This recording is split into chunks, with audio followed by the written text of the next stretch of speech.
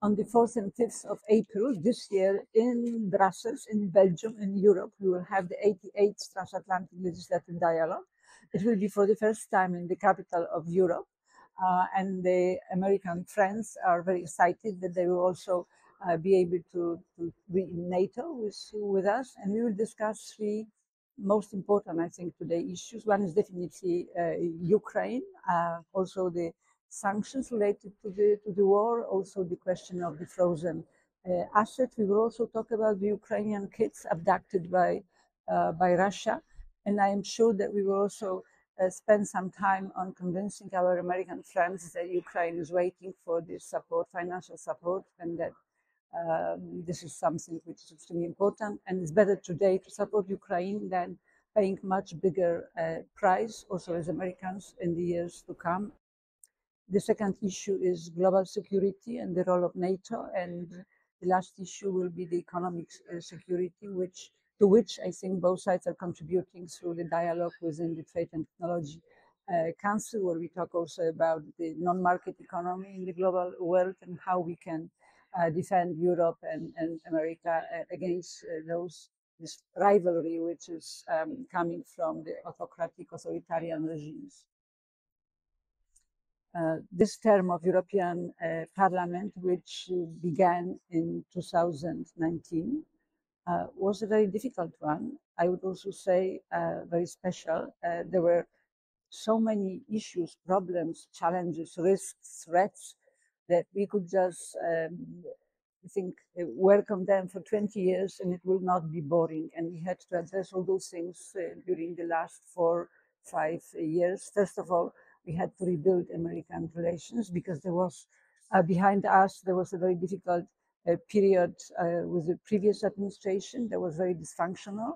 And in 21, we started to building a good foundation for the long-term relations with US. So we did it. We established the Trade and Technology Council, but we also managed talking through dialogue, also get rid of many short-term irritants. Not all of them are solved, but a lot has been done. The most important thing is, I think that there was confidence, trust was definitely back, and that Americans listened to us, we listened to Americans, and we managed to also strengthen not only the bilateral relations, but also the global agency between the two allies, strong allies.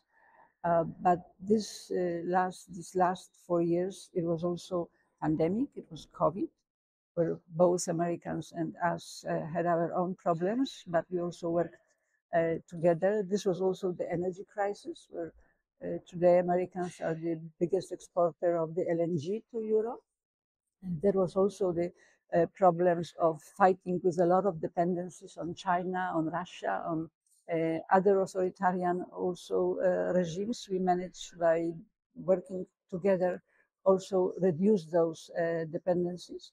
And then this last time has been also the biggest challenge of these last years was definitely the war, the Russian aggression on Ukraine, a huge effort regarding the sanctions related to the war, where Americans actually were leading and pushing all other allies over those years. And I think the most important takeaway from this period is that we have to stick together and we have to understand that in our interest, transatlantic interest, is to support Ukraine in its aim to win the war.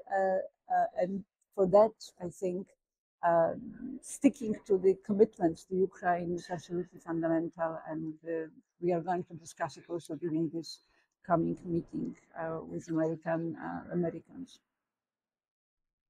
We always say in Brussels, after doing a lot, after a lot of efforts, that still a lot remains to be done.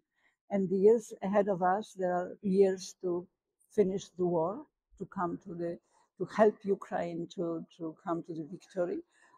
For Europe, it's also the accession of Ukraine to the European Union. It is still ahead of us. A big challenge also for Ukraine, who has to be well prepared to to benefit, you have to be well prepared to the accession. But what is also important, I think, in the years to come is to continue fighting with the well-known challenges like climate change, which we know that on many aspects it's irreversible, becoming very quickly irreversible. So we have to continue. We have to do a lot of small things like building European capital market, because we need enormous amount of investment capital. And we are looking at also at American businesses. We have very important flows of investment from America to Europe, from Europe to America. We create 16 billion jobs, so we have to continue also. And the most important probably thing, which is the challenge of basically of this year, is that on both sides of the Atlantic we have elections, and they are as usual unpredictable, and they are going to be also very difficult. The outcome might not be to our taste also in European elections. We might see also strengthening of the radical far right and different attitudes to Ukraine, different attitudes to the relations with America, different attitudes to climate, migration. So all those issues that are still on our agenda, it might be more difficult. And the elections on the American side might be also, as never, I think, challenging. We have to be prepared. We will work with whoever will be voted and elected by Americans. But of course, our preferences would be to continue what we have started with the current administration. There's a lot to be done. But we will also be able to cooperate with anybody elected on the other side of the Atlantic, because challenges remain, and we cannot make the relations between US and EU less powerful. China can use also the space which will be created if Americans are less involved in the transatlantic dialogue, if we are all less involved in strengthening NATO. That's why we have to make everything that we are powerful partners across the Atlantic, coping not only with bilateral challenges that will be coming, but also remembering that we have also global responsibility.